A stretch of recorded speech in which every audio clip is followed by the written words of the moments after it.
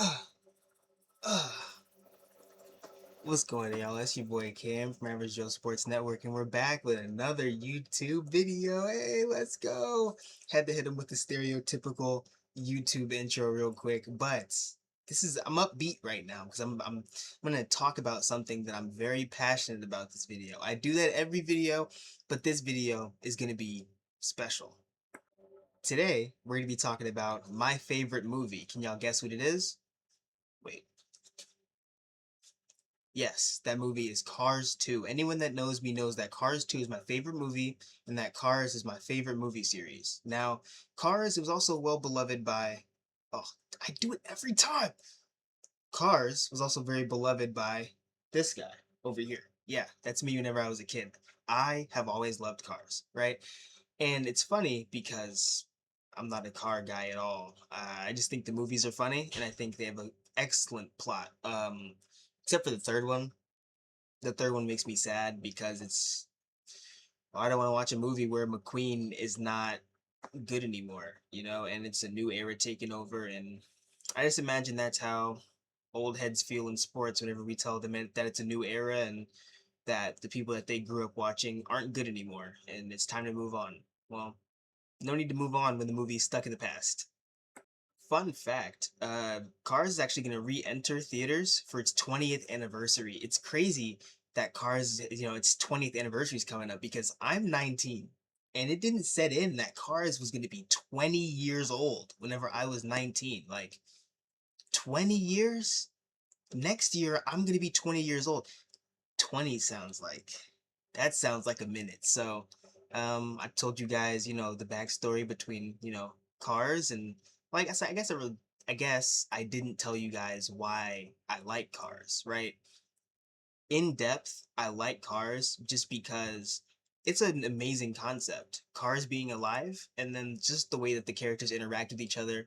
Um, it's just great. Like Mater's probably my favorite character in Cars. I like Fillmore. Um, Mater's Tall Tales. I also really liked whenever I was a kid, and I still watch them on YouTube sometimes now. But now that I've broken all that down, we're gonna get into the video for real. This video is why Cars 2 is the best sports movie of all time. I couldn't wait to find a way to talk about Cars and make it sports adjacent so I could talk about it on AJSN. I can't wait, dude. It's gonna be great.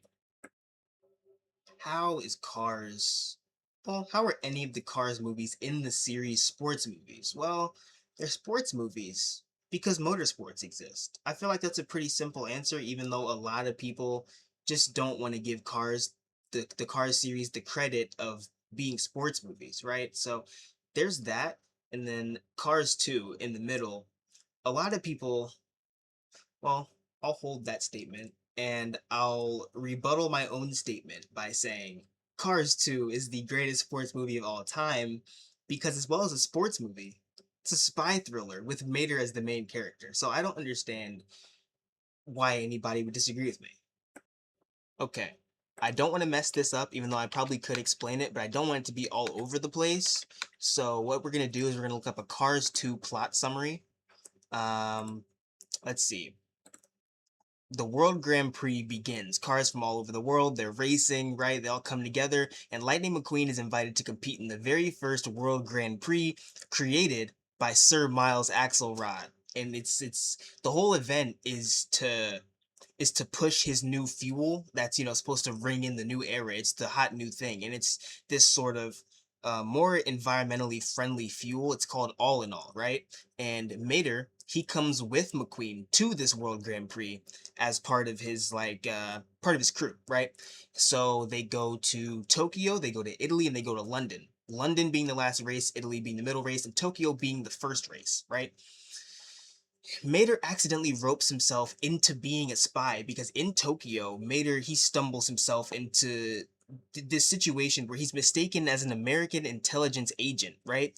So in that process, these two British spies, right? Finn McMissile and Holly Shiftwell, they recruit him and then they bring him into the ranks, right? And then at this point, Mater is unknowingly involved in a mission to uncover Y racers are using all in all, and they're mysteriously just combusting in the middle of their races, right?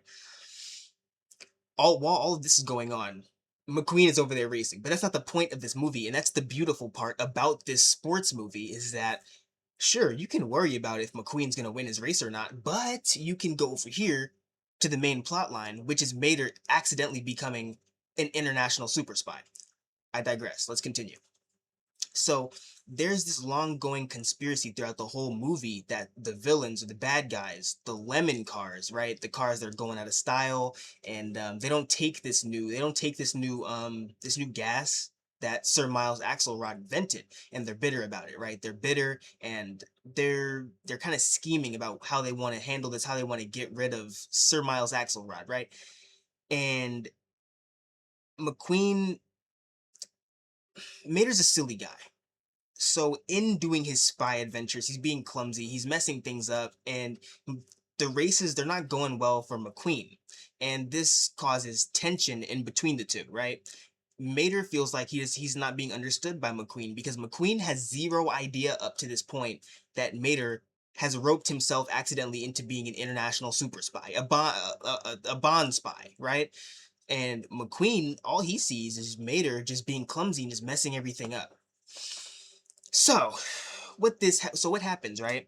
Mater, he puts all these clues together because, he's a mechanic. He fixes cars. He knows how car parts work. He puts together this entire conspiracy that there's something going on behind the scenes, and he pinpoints who is in charge of the wrongdoing behind the scenes, right?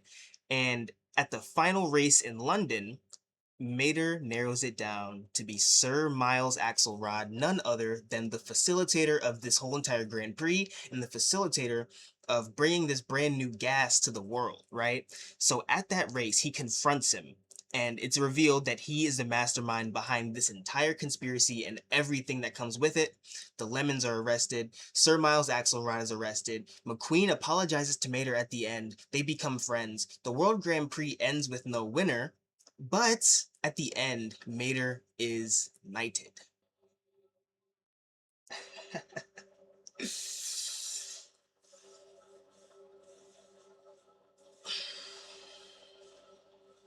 Now, I don't know how you can watch me talk about. Oh, let me just grab my mic. Now, I don't know how you can watch me run you through the whole movie and then, grasp those details and still dislike the movie. But a lot of people do because they're like, well, Mater's dumb and he shouldn't be a main character and blah, blah, blah, blah, blah. I don't want to watch a whole movie where Mater's the main character. Rubbish.